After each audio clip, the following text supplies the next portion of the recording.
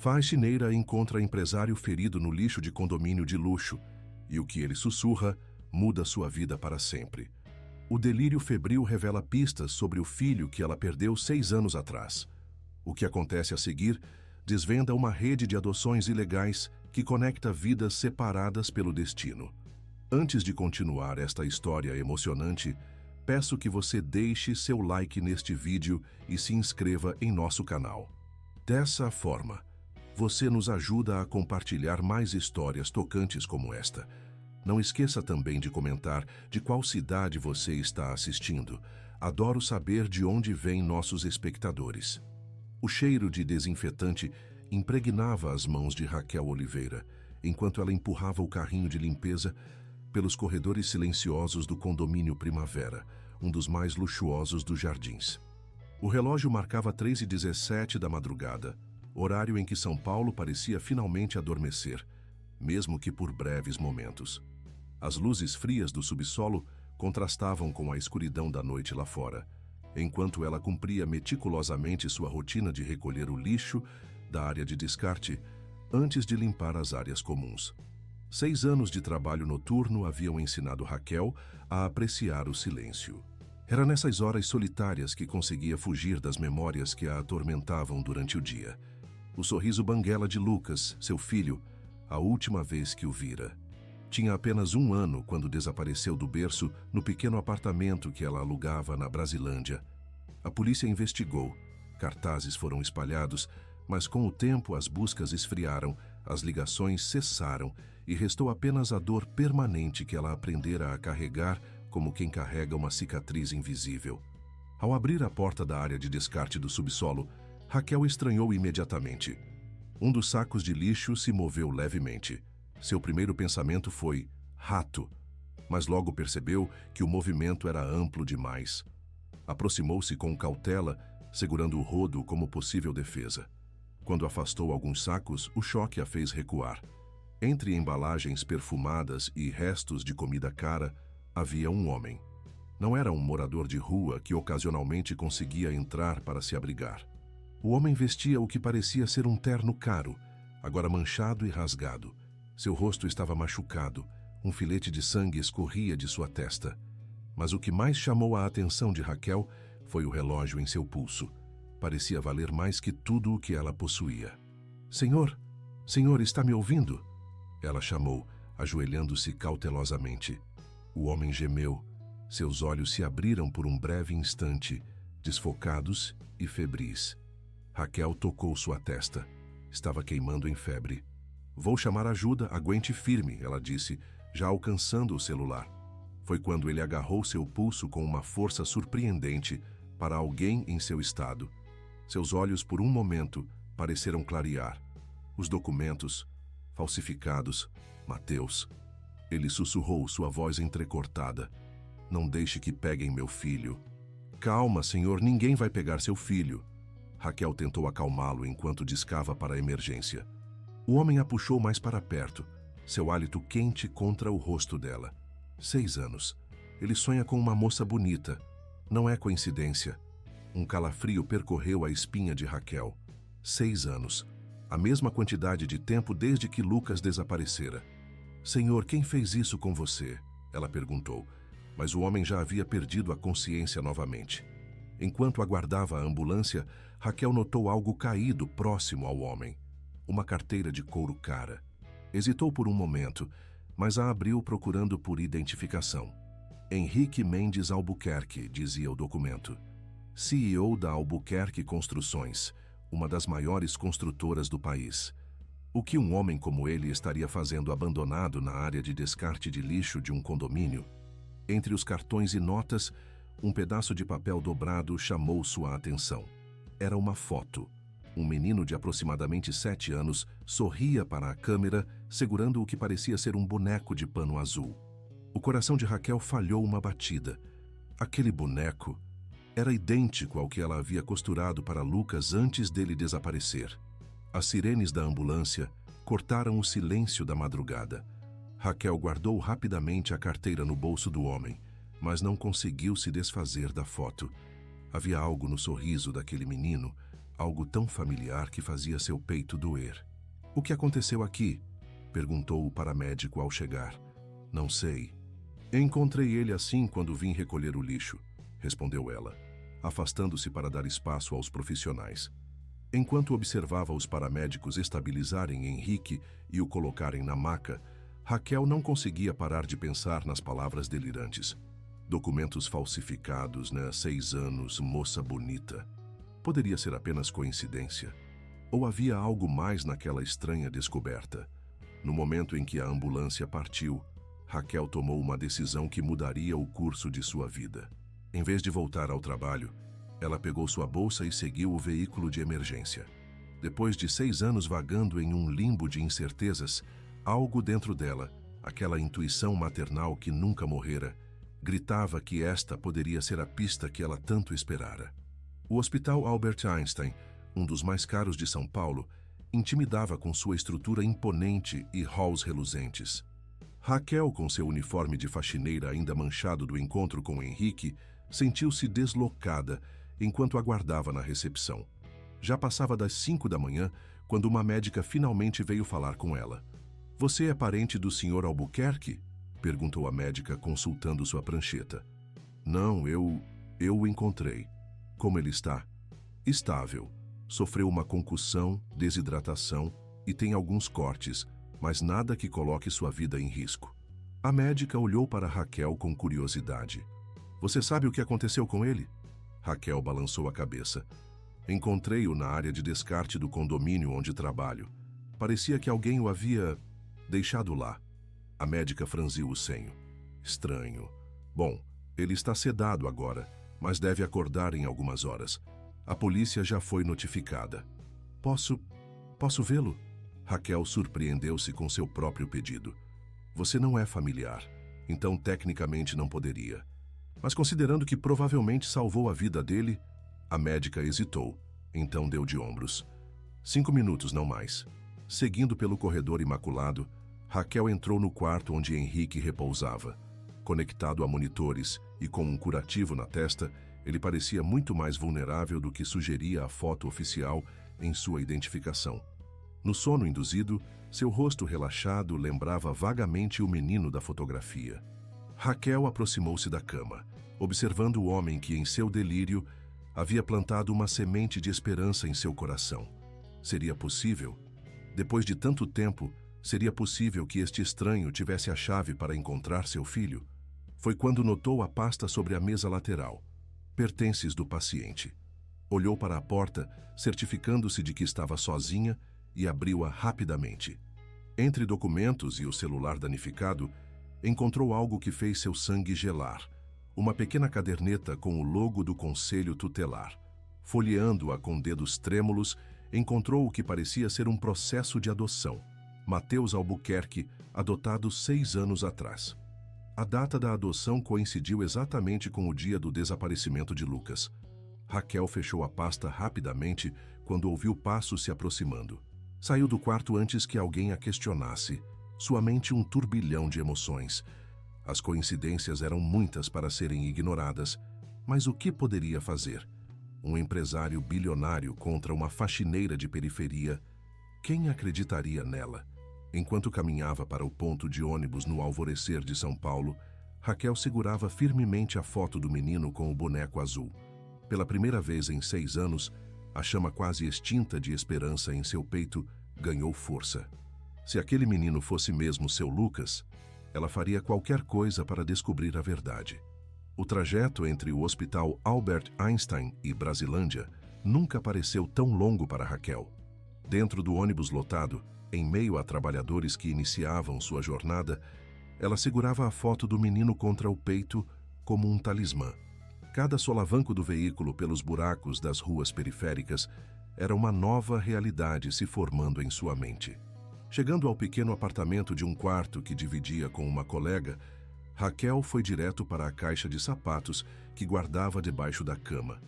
Ali estavam os poucos vestígios materiais de Lucas. A certidão de nascimento, algumas mechas de cabelo do primeiro corte, fotos impressas em papel barato e, cuidadosamente embrulhado em um lenço, o molde para o boneco de pano azul que ela costurara para ele. Com mãos trêmulas, comparou o molde com a imagem do boneco na foto. A semelhança era inegável. Os mesmos bracinhos desproporcionais, a mesma cabeça redonda com orelhas pontudas. Não era um brinquedo qualquer, era sua criação exclusiva para o filho. Encontrei você, murmurou, lágrimas escorrendo silenciosas. Sua colega de apartamento, Janaína, encontrou-a nesse estado quando acordou para ir trabalhar. Raquel, o que houve? Por que não está no trabalho? Entre soluços, Raquel contou tudo, o empresário ferido, as palavras delirantes, a foto, a data da adoção. Janaína escutou com crescente preocupação. Raquel, sei que quer acreditar, mas isso soa como loucura. Esse cara é podre de rico, deve ter advogados, influência. Se você aparecer fazendo acusações, não estou louca, Jana. É muita coincidência. E o que vai fazer?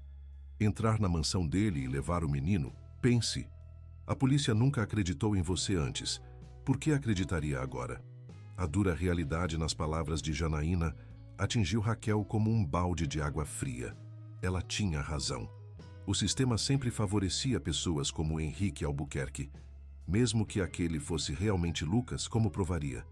Preciso de mais informações, concluiu Raquel, enxugando as lágrimas.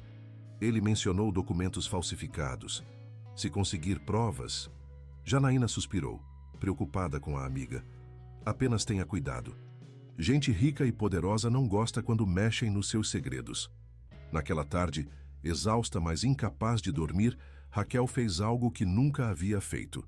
Ligou para o trabalho alegando doença. Em seguida, usando o computador da LAN house local, pesquisou tudo o que pôde sobre Henrique Albuquerque.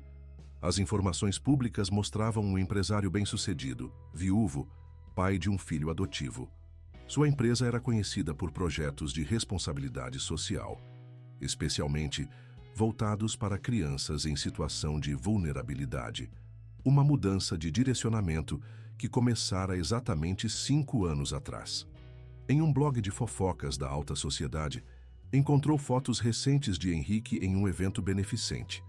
Ao seu lado, um menino de aproximadamente 7 anos sorria timidamente para a câmera. Raquel aproximou o rosto da tela, estudando cada detalhe daquele rosto. Os olhos amendoados, o queixo com uma pequena covinha, características que ela via todos os dias no espelho. É você, meu filho, sussurrou, tocando a tela com a ponta dos dedos. Anotou o endereço da sede da Albuquerque Construções e da residência de Henrique. Um condomínio fechado no Morumbi. Sabia que era loucura, mas precisava vê-lo novamente, precisava descobrir o que ele sabia. No dia seguinte, vestida com suas melhores roupas, uma calça jeans sem rasgos e uma blusa branca simples, Raquel esperou em frente ao hospital. Segundo a recepcionista que contatara fingindo ser uma secretária, Henrique receberia alta naquela manhã. Quando o viu saindo amparado por um homem que parecia ser seu motorista, Raquel sentiu o coração acelerar. De perto, sem a sujeira e o sangue, ele era ainda mais imponente. Alto, de porte atlético, o tipo de figura que não passava despercebida. Reunindo toda a sua coragem, aproximou-se. Senhor Albuquerque? Henrique virou-se confuso. Não havia reconhecimento em seu olhar. Sou Raquel. Fui eu quem o encontrou anteontem e chamou a ambulância. Um lampejo de compreensão passou pelos olhos dele, seguido de algo mais. Cautela. Ah, sim. A faxineira. Devo agradecer pelo que me disseram. Precisamos conversar. Raquel disse baixinho, consciente do motorista observando. Sobre o que disse quando o encontrei. Sobre Mateus. O rosto de Henrique empalideceu visivelmente. Olhou ao redor, como se procurasse possíveis ouvintes, então se aproximou. Não sei do que está falando. Sei sobre os documentos falsificados. Raquel persistiu, embora sua voz tremesse. E acho que seu filho pode ser meu filho. Por um instante, o empresário pareceu genuinamente perplexo. Então sua expressão endureceu. Escute bem, disse ele, a voz perigosamente baixa. Não sei que tipo de golpe está tentando aplicar, mas fique longe da minha família. Meu filho é legalmente meu e tenho como provar. O boneco azul, Raquel insistiu, desesperada. O mesmo que eu fiz para Lucas antes dele desaparecer. Como explica isso? Algo vacilou no olhar de Henrique. Dúvida, medo, mas foi substituído rapidamente por uma máscara de indiferença. Jorge, chamou o motorista, leve-me para casa. E quanto a você, voltou-se para Raquel, considere este assunto encerrado. Enquanto o carro luxuoso se afastava, Raquel permaneceu imóvel, lágrimas de frustração brotando. Mas uma pequena vitória havia sido conquistada. Ela vira a dúvida nos olhos dele. Henrique Albuquerque sabia de algo, e ela descobriria o quê, nem que tivesse que revirar cada pedra do caminho. No dia seguinte, Raquel voltou ao trabalho. Não podia se dar ao luxo de perder o emprego, por mais que sua mente estivesse consumida pela busca por respostas. A noite no condomínio de luxo transcorria como sempre, mas agora, cada detalhe das vidas dos moradores ricos parecia uma afronta pessoal. Como podiam viver em tanto conforto enquanto ela passava 6 anos em agonia? Durante sua pausa, recebeu uma ligação de número desconhecido. Raquel Oliveira? A voz masculina do outro lado soava tensa. Sim? Aqui é Henrique Albuquerque. Precisamos conversar. Não no hospital, não em público. O coração dela disparou. Por quê? Ontem parecia não querer me ver nunca mais. Houve uma pausa pesada. Porque encontrei algo nos meus arquivos. Algo sobre a adoção de Mateus que não faz sentido. E porque ele teve outro pesadelo ontem à noite. Falou sobre uma mulher chorando que tinha o seu rosto. Raquel ofegou. Como ele poderia saber meu rosto? É o que pretendo descobrir. Pode vir à minha casa amanhã? Quando meu filho estiver na escola, mandarei um carro buscá-la. A proposta soava como uma armadilha, mas o que tinha a perder? Se aquele homem realmente tivesse seu filho, enfrentaria qualquer risco. Estarei esperando. Na manhã seguinte, um carro preto com vidros escuros parou em frente ao seu prédio na Brasilândia. Os vizinhos olharam curiosos enquanto Raquel entrava no veículo, que destoava completamente da paisagem local. Após atravessar a cidade, chegaram ao Morumbi. A mansão de Henrique ocupava um terreno imenso, protegida por muros altos e um sistema de segurança que parecia próprio de um banco. O motorista a conduziu até uma sala de estar maior que seu apartamento inteiro. Henrique a aguardava, menos hostil que no dia anterior, mas visivelmente tenso. Obrigado por vir, disse ele, indicando que se sentasse. Raquel permaneceu de pé. Não vim para amenidades. Quero saber sobre meu filho. Ainda não sabemos se Mateus é seu filho, ele respondeu cautelosamente. O boneco azul, Raquel insistiu, era único. Eu mesma fiz o molde. Henrique suspirou, passando a mão pelos cabelos. Há 6 anos, após perder minha esposa em um acidente, decidi adotar. Usava uma agência privada recomendada por conhecidos. Não era exatamente convencional. Prometiam processos rápidos, sem a burocracia habitual. Na época eu estava arrasado, querendo preencher o vazio. Não fiz tantas perguntas quanto deveria. Ele foi até uma mesa e pegou uma pasta. Aqui está a documentação da adoção de Mateus. Ontem à noite, depois do que você disse, comecei a examiná-la detalhadamente.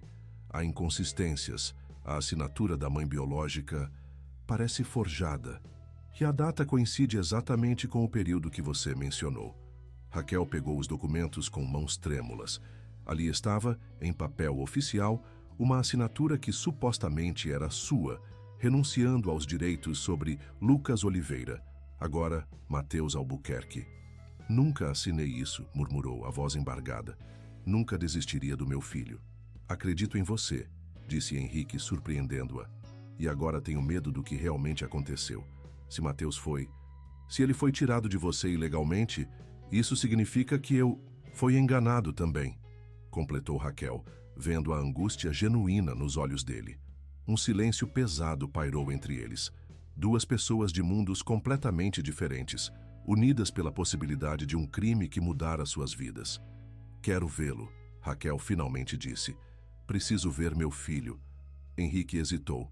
Isso pode ser traumático para ele. Mateus é um menino sensível. Já passou por muita coisa. Esperarei o tempo que for necessário, Raquel assegurou, mas não desistirei. Henrique estudou-a por um longo momento, então assentiu lentamente. Há um parque onde o levo aos domingos. Talvez você pudesse estar lá, de longe, apenas para vê-lo primeiro, sem interação.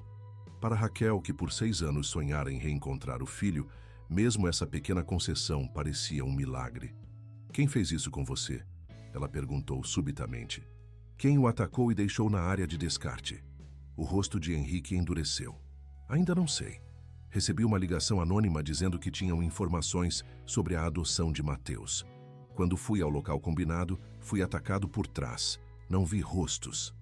Alguém não quer que a verdade venha à tona, concluiu Raquel. E acho que ambos estamos em perigo agora, acrescentou Henrique sombriamente. Enquanto o motorista a levava de volta para casa, Raquel observava a cidade pela janela.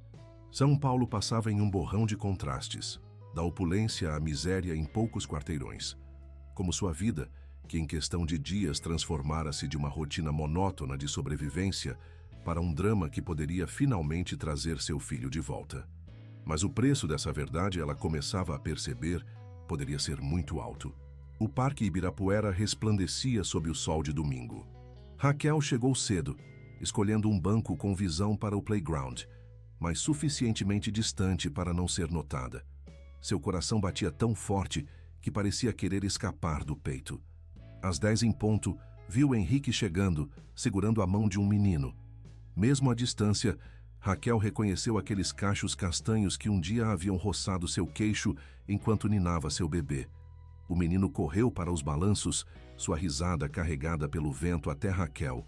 Era um som que ela pensou nunca mais ouvir. A risada de seu filho.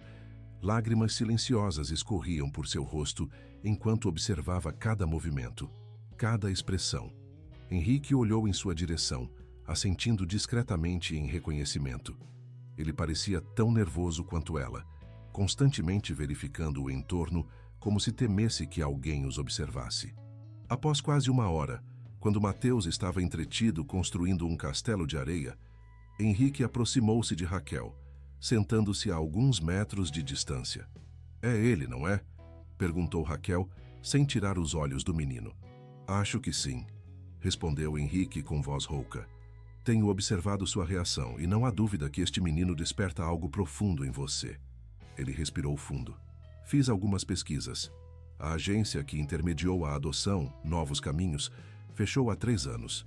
A assistente social que cuidou do caso, Verônica Prado, aparentemente mudou-se para o exterior. Conveniente, murmurou Raquel.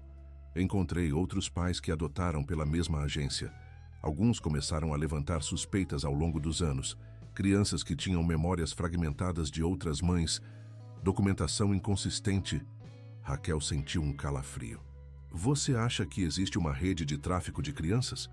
Acho que existem pessoas desesperadas por filhos dispostas a pagar muito dinheiro e pessoas sem escrúpulos dispostas a fornecer essas crianças, não importa como. O olhar de Raquel voltou para o menino que agora corria atrás de uma bola. O que faremos? Primeiro precisamos de provas concretas. Estou investigando discretamente usando contatos que não levantarão suspeitas. Depois, um teste de DNA. E então, Raquel ousou perguntar. Se for confirmado que ele é meu filho? A pergunta pairou no ar entre eles, pesada com implicações.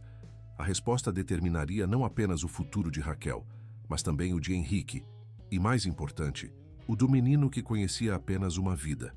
Então teremos que encontrar uma solução que priorize o bem-estar dele, respondeu Henrique finalmente. Mateus é meu mundo inteiro. Mas se ele foi tirado de você ilegalmente, sua voz falhou. Raquel viu o amor genuíno nos olhos dele. Quaisquer que fossem os erros de Henrique, ele amava aquele menino como um verdadeiro pai. Ele parece feliz, observou ela, um nó na garganta. Bem cuidado. Tento fazer o melhor que posso. Depois que minha esposa faleceu, prometi que daria a ele tudo o que precisasse. Incluindo uma mãe? Henrique olhou para ela, surpreso pela pergunta direta. Houve algumas mulheres ao longo dos anos, mas ninguém que Mateus aceitasse completamente. Ele sempre dizia que não eram como a moça bonita dos seus sonhos. O coração de Raquel apertou. Mesmo sem lembranças conscientes, algo no subconsciente do menino preservara sua imagem. Precisamos ser cautelosos nos próximos passos, continuou Henrique. Quem quer que esteja por trás disso já mostrou que está disposto a usar violência para manter seus segredos. Enquanto conversavam, não notaram o homem de terno que tirava fotos discretamente de um carro estacionado próximo ao parque. Nas semanas seguintes, uma estranha parceria formou-se entre Raquel e Henrique. Ele contratou investigadores particulares para rastrear Verônica Prado e vasculhar registros da agência de adoção. Raquel, por sua vez, buscou entre suas poucas conexões qualquer informação sobre tráfico de crianças no período em que Lucas desaparecera. Para manter as aparências, Raquel continuou seu trabalho no condomínio. Foi durante uma dessas noites que percebeu estar sendo seguida. Um carro escuro que parecia sempre estacionado próximo ao prédio. Um homem que a observava no ônibus. O medo se instalou permanentemente em seu peito, mas a determinação era maior. Numa tarde de sábado, recebeu uma ligação urgente de Henrique. "Encontrei Verônica", disse ele, a voz carregada de tensão. "Ela não saiu do país. Está vivendo em Campinas sob outro nome. Meu investigador a localizou.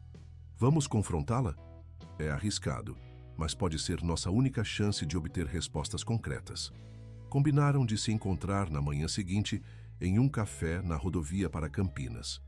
Henrique insistiu que ela não fosse sozinha. Então Janaína a acompanhou, ainda relutante, mas leal. "Ainda acho que você está se metendo em algo perigoso", murmurou Janaína enquanto esperavam Henrique. "Esses ricaços têm um jeito de fazer pessoas como nós desaparecerem quando viramos inconvenientes." "Ele também foi enganado, Jana, e está genuinamente preocupado com o bem-estar do menino, que você ainda afirma ser seu filho, sem nenhuma prova concreta além de coincidências e um boneco de pano." Antes que Raquel pudesse responder, o carro de Henrique estacionou. Ele entrou no café parecendo cansado e preocupado. "Mateus está com a babá", explicou sentando-se. "Disse que precisava resolver negócios." "Algum plano para confrontar essa tal Verônica?" perguntou Janaína, ainda desconfiada. "Meu investigador diz que ela trabalha em uma clínica de terapia. Pensei em me aproximar como um potencial cliente, ganhar sua confiança antes de mencionar qualquer coisa sobre adoção." "Isso levaria semanas", protestou Raquel. "Cada dia que passa é um dia sem meu filho. Se a assustarmos, ela pode fugir novamente e perderemos nossa chance", argumentou Henrique. "Precisamos ser estratégicos." A discussão foi interrompida quando o celular de Henrique tocou. Ele atendeu, seu rosto gradualmente perdendo a cor. "O quê? Quando? Estou indo agora." Desligou, levantando-se abruptamente. "É Mateus. Ele caiu da escada. Está no hospital." "É grave?" perguntou Raquel, o coração apertado de preocupação por um filho que mal conhecia. "A babá disse que ele está consciente, mas preciso ir." "Vou com você." Raquel decidiu instantaneamente. Henrique hesitou, então assentiu. "Venha." Deixando Janaína perplexa no café, Raquel entrou no carro de Henrique. Durante o trajeto tenso de volta a São Paulo, ela percebeu quanto sua vida havia mudado em tão pouco tempo. Agora estava no carro de um bilionário, correndo para ver um menino que poderia ser seu filho, mas que conhecia outro como pai. Ao chegarem ao hospital particular, Henrique correu para a recepção. Raquel o seguiu, sentindo-se invisível no ambiente luxuoso. "Sou o pai de Mateus Albuquerque", disse ele, a voz autoritária escondendo o medo. "Onde ele está?" Enquanto a recepcionista checava o sistema, Raquel notou uma mulher observando-os intensamente do outro lado do saguão. Quando seus olhares se cruzaram, a mulher rapidamente desviou e saiu. "Algo está errado", murmurou Raquel, mas Henrique já estava seguindo uma enfermeira pelos corredores. Ao chegarem ao quarto indicado, encontraram apenas uma cama vazia. "Onde está meu filho?" exigiu Henrique. A enfermeira pareceu confusa. "Ele deveria estar aqui." "Vou verificar." Enquanto esperavam, o celular de Henrique vibrou com uma mensagem. "Sabemos o que estão fazendo. Parem a investigação ou nunca mais verão o menino." No mesmo instante, o telefone de Raquel também recebeu uma mensagem, desta vez com uma foto. Mateus, aparentemente dormindo, em um quarto desconhecido. O pânico tomou conta de ambos. Henrique imediatamente ligou para a polícia, mas Raquel sabia que minutos preciosos seriam perdidos com burocracia e explicações. A mulher no saguão, lembrou-se subitamente. Ela nos observava. Acho que a reconheci de algum lugar. Correram de volta ao saguão, mas a mulher havia desaparecido. No entanto, algo na memória de Raquel finalmente clicou. Era ela, sussurrou. Verônica Prado. Vi a foto dela nos documentos da adoção. Enquanto Henrique falava freneticamente com seguranças e policiais, Raquel manteve-se afastada, sua mente trabalhando. Se Verônica estava envolvida no sequestro, para onde levaria o menino? Que conexão teria com o ataque a Henrique? Então, uma lembrança surgiu. Nas pesquisas que fizera sobre o desaparecimento de Lucas anos atrás, uma testemunha mencionara ter visto uma mulher com uma criança entrando em uma clínica fechada na periferia. A polícia investigara, mas o local estava vazio quando chegaram. Henrique, chamou ela, puxando-o para longe dos outros. Acho que sei onde podem ter levado Mateus. Existe uma clínica abandonada em Heliópolis. Já foi investigada no passado por suspeitas de envolvimento em adoções ilegais. Como sabe disso?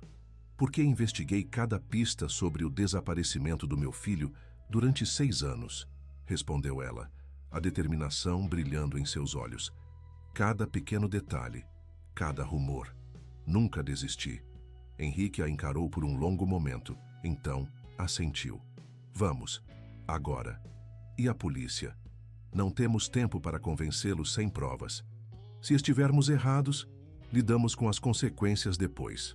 Enquanto o motorista de Henrique os conduzia pelas ruas caóticas de São Paulo em direção a Heliópolis, Raquel sentiu um estranho senso de retorno, como se o círculo que começara 6 anos atrás finalmente estivesse se fechando. A clínica abandonada era um prédio decadente de 2 andares, escondido entre construções irregulares na favela. Vidros quebrados e pichações cobriam a fachada, mas uma luz fraca era visível no interior. Vou entrar primeiro, sussurrou Raquel. Causarei menos suspeita. Nem pensar, protestou Henrique. É muito perigoso. Conheço esse tipo de lugar melhor que você. Se entrar sozinho com seu terno caro, vai se destacar como um farol. Relutantemente, Henrique concordou. 10 minutos. Se não tiver notícias suas, chamo reforços. Raquel aproximou-se cautelosamente da entrada lateral, um antigo acesso de serviço. A porta estava entreaberta. Ao entrar, o cheiro de mofo e desinfetante barato assaltou suas narinas. Uma combinação que instantaneamente a transportou para o dia em que encontrara Henrique. O corredor escuro levava a várias salas. A maioria estava vazia, com equipamentos médicos enferrujados e papéis mofados espalhados pelo chão. Ao aproximar-se do fim do corredor, ouviu vozes baixas. Não era para machucar o menino de verdade. Uma voz feminina, tensa. Foi necessário tornar a história convincente. Um homem, a voz fria e calculista. E agora? Albuquerque já deve ter acionado todos os contatos. A polícia virá atrás de nós. Quando encontrarem o menino, estaremos longe. E se tentarem nos perseguir, temos material suficiente para comprometer muitas pessoas importantes. Raquel aproximou-se mais, tentando enxergar pela fresta da porta. Viu Mateus deitado em um sofá velho, aparentemente sedado. Verônica andava nervosamente pela sala, enquanto um homem de terno sentava-se calmamente em uma cadeira. E a faxineira? Perguntou o homem. Ela é um problema maior do que prevíamos. Depois que Albuquerque pagar, podemos nos livrar dos dois. Ninguém sentirá falta de uma faxineira da periferia. O sangue de Raquel gelou. Não era apenas um sequestro para calar as investigações. Era uma armadilha. Recuou silenciosamente, precisando avisar Henrique, mas seu pé esbarrou em uma lata vazia, produzindo um ruído metálico que ecoou pelo corredor. Tem alguém aí? Gritou o homem. Raquel correu, ouvindo passos atrás dela. Ao dobrar uma esquina, colidiu diretamente com Henrique, que havia decidido entrar. Eles têm Mateus, ofegou ela. É uma armadilha. Precisamos sair daqui e chamar a polícia. Antes que pudessem reagir, o homem apareceu no corredor, uma arma apontada para eles. Olha só quem temos aqui, sorriu friamente. O papai rico e a mamãe biológica. Que reunião familiar comovente. Onde está meu filho? exigiu Henrique, posicionando-se protetoramente na frente de Raquel. Seu filho? O homem riu. Legalmente, talvez, mas ambos sabemos que a papelada é tão falsa quanto suas preocupações filantrópicas. O que querem? Perguntou Raquel, seu medo superado pela necessidade de proteger seu filho. Originalmente, apenas que parassem de investigar. Agora, acho que o Sr. Albuquerque pode contribuir generosamente para nosso fundo de aposentadoria. Digamos, 10 milhões. Parece justo pelo silêncio sobre como ele adquiriu ilegalmente seu precioso herdeiro. Você não sabe com quem está lidando, ameaçou Henrique. Pelo contrário, sei exatamente com quem estou lidando. Um ricaço com muito a perder. O homem fez um gesto com a arma. Vamos encontrar Verônica e discutir os termos. Enquanto eram conduzidos de volta à sala onde Mateus ainda dormia, Raquel percebeu que este poderia ser o fim de sua busca. Não com o reencontro que sonhara, mas com uma tragédia ainda maior. Dentro da sala, Verônica parecia cada vez mais nervosa. Isso não era parte do plano, Carlos. Deveríamos apenas assustá-los. Os planos mudaram, respondeu o homem, mantendo a arma apontada para Henrique. O senhor Albuquerque vai fazer uma generosa doação para a nossa causa. E depois nos deixará ir? Perguntou Raquel, não acreditando por um segundo. Carlos sorriu, um sorriso que não alcançava seus olhos. Claro, somos pessoas de negócios, não monstros. Henrique olhava fixamente para Mateus, seu rosto uma máscara de preocupação e culpa. Ele está bem? O que deram a ele? Apenas um sedativo leve, assegurou Verônica, parecendo genuinamente preocupada com o bem-estar do menino. Ele acordará em algumas horas sem lembrar de nada. Como podem fazer isso? Raquel não conseguiu conter sua indignação. Tirar crianças de suas famílias, destruir vidas. Verônica teve a decência de parecer envergonhada, mas Carlos apenas deu de ombros. É um serviço. Há famílias ricas que desejam crianças sem a burocracia da adoção legal. E há crianças de famílias pobres que terão vidas melhores. Todos ganham. Exceto as mães que têm seus filhos roubados. Raquel tremia de raiva. Exceto as crianças que crescem com mentiras. Detalhes, dispensou Carlos. Agora, Sr. Albuquerque, sobre o pagamento... Enquanto discutiam valores e métodos de transferência, Raquel observava Mateus atentamente. O menino começava a se mexer, seus olhos piscando como se estivesse prestes a acordar. Precisava ganhar tempo. Como funciona exatamente? Perguntou ela, atraindo a atenção de Carlos. O esquema de adoções? Vaidoso como muitos criminosos, Carlos não resistiu à oportunidade de exibir sua inteligência. Enquanto ele explicava elaboradamente como identificavam famílias vulneráveis e crianças-alvo, Raquel notou Mateus abrindo os olhos, confuso. O menino viu Henrique primeiro, seus olhos se arregalando em reconhecimento. Papai! Todos se viraram para ele. Aproveitando a distração, Raquel moveu-se rapidamente, derrubando uma estante próxima sobre Carlos. A arma caiu, deslizando pelo chão. Henrique imediatamente correu para Mateus, pegando-o no colo. Estou aqui, filho. Estou aqui. Verônica, surpreendentemente, não tentou impedi-los. Ao invés disso, bloqueou Carlos quando ele tentou alcançar a arma. Chega, disse ela, o rosto determinado. Isso foi longe demais. No caos que se seguiu, Raquel conseguiu alcançar seu celular e discar para a polícia, dando o endereço exato. Enquanto esperavam a chegada das autoridades, mantendo Carlos sob vigilância, Mateus olhou curiosamente para Raquel.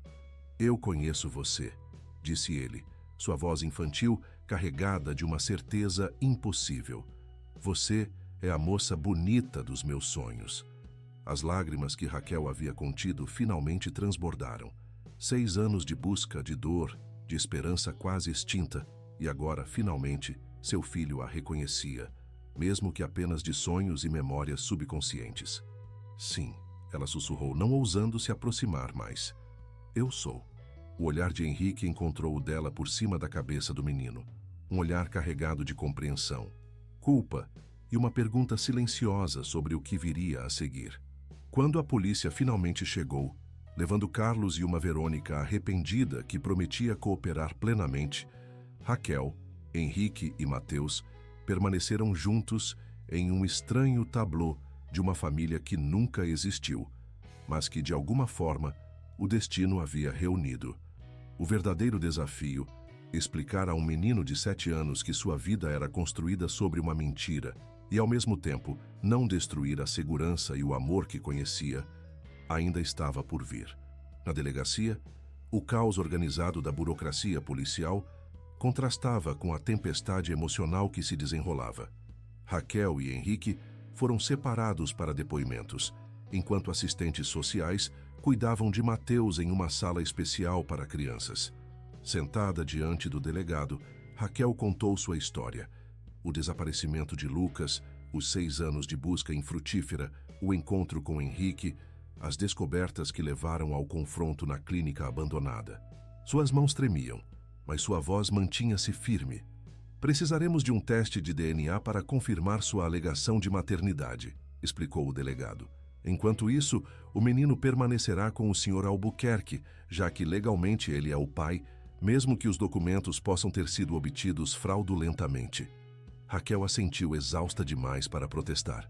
Parte dela queria gritar de frustração. Depois de tudo, seu filho ainda lhe seria negado? Mas outra parte, mais racional, entendia que uma separação abrupta seria traumática para Mateus. Quando finalmente foi liberada, encontrou Henrique no corredor, parecendo igualmente desgastado. "Como ele está?" perguntou Raquel imediatamente. "Confuso, assustado, perguntando sobre você." "Sobre mim?"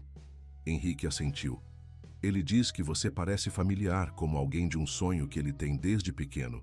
Os médicos dizem que é possível que ele tenha memórias subconscientes de você, mesmo tendo sido separado tão jovem. Posso vê-lo?" "Sim. Na verdade, ele pediu por você." Seguiram até uma sala onde Mateus desenhava sob a supervisão de uma assistente social. Quando viu Raquel, seus olhos se iluminaram com uma curiosidade infantil. "Você voltou", disse ele simplesmente. Raquel aproximou-se cautelosamente, sentando-se ao lado dele. "Sim, voltei. Você é amiga do meu pai?" A pergunta inocente carregava tantas camadas de complexidade que Raquel sentiu-se momentaneamente sem palavras. Olhou para Henrique, que acenou encorajadoramente. "Sim, sou amiga do seu pai. E também conheci você quando era bem pequeno." Mateus inclinou a cabeça, pensativo.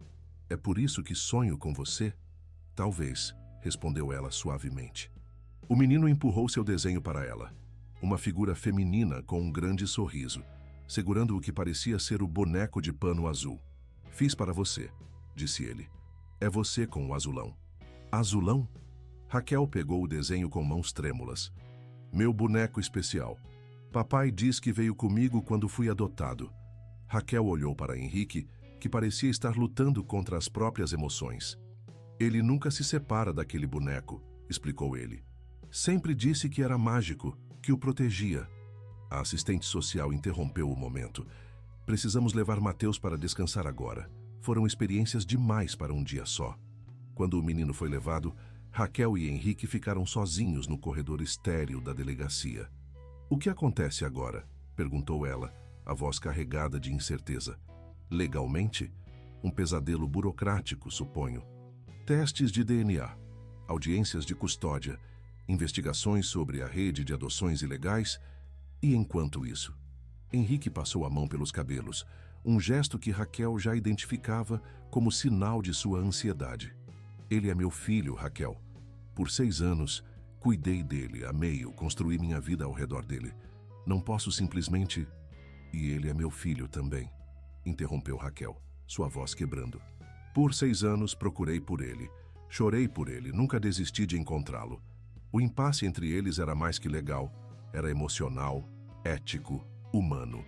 Talvez", começou Henrique hesitantemente, "talvez exista uma solução que não seja um ou outro. Talvez possamos encontrar um meio termo." "Que tipo de meio termo?" "Não sei exatamente, mas sei que separar Mateus de qualquer um de nós seria traumático para ele. E nós dois queremos o que é melhor para ele, não é?" Raquel assentiu lentamente.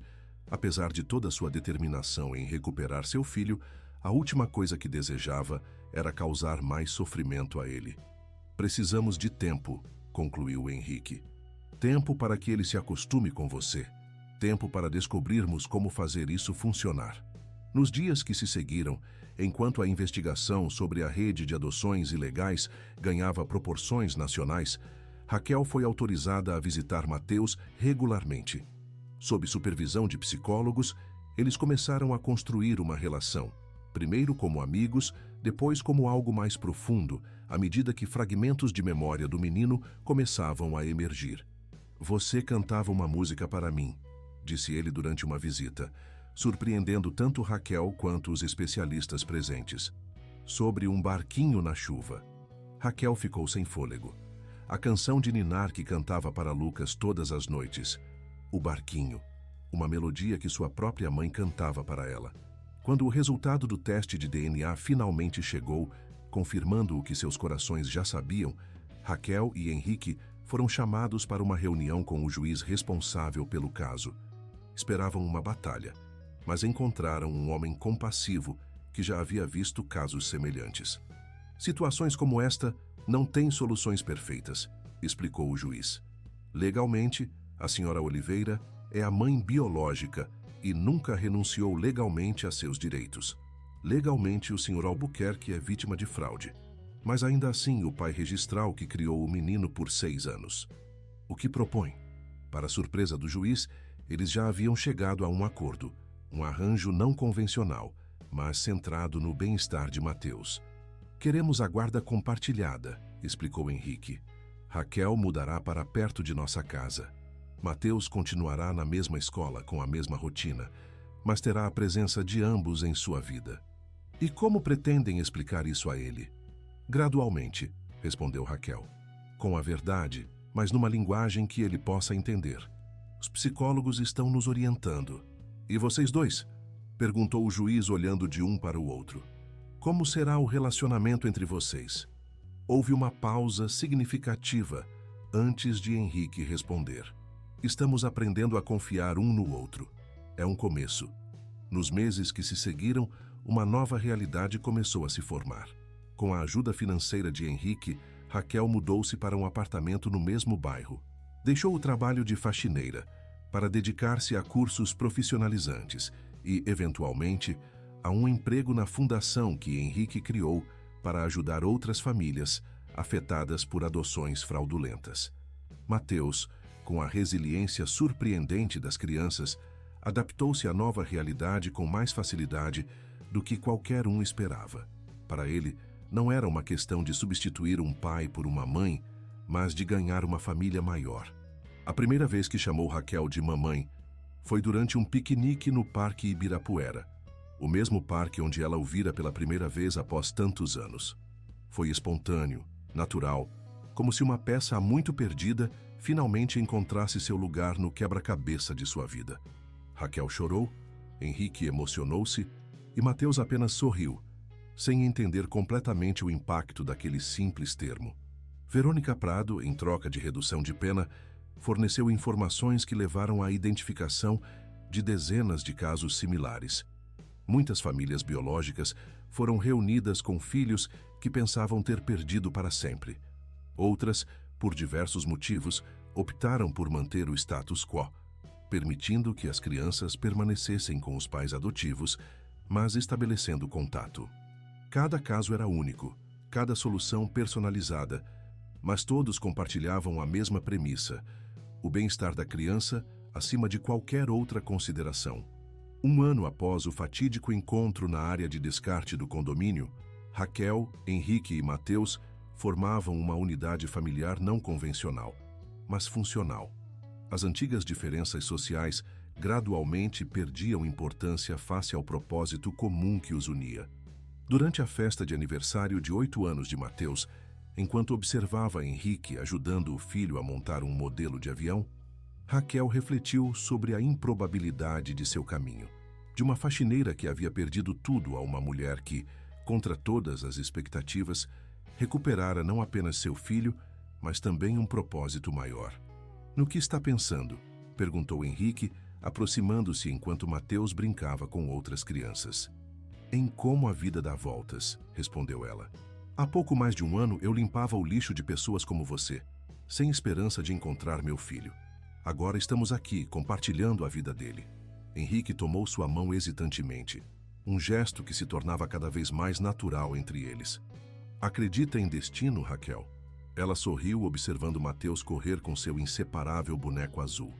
Não sei se é destino, mas sei que algumas pessoas estão destinadas a se encontrar, não importa quão improváveis sejam as circunstâncias.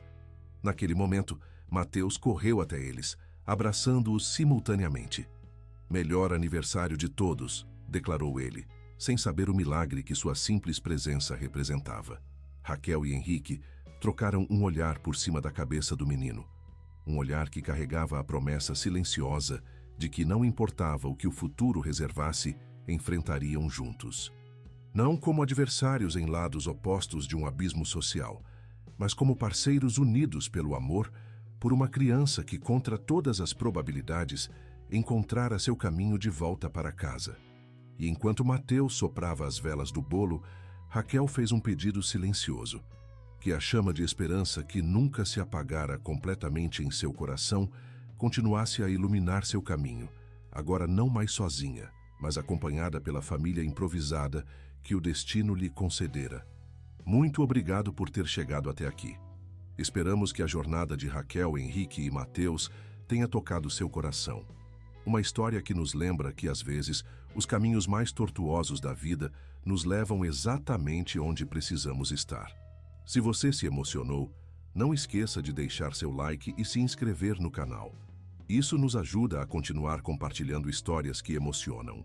Todos os dias trazemos novas narrativas sobre amor, superação e recomeços. Então, sinta-se à vontade para explorar nosso canal e encontrar sua história favorita. E não esqueça de nos contar nos comentários o que você achou dessa família não convencional.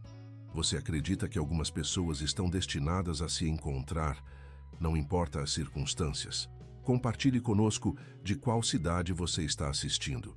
Adoramos saber o alcance de nossas histórias. Voltamos amanhã com mais uma história inesquecível.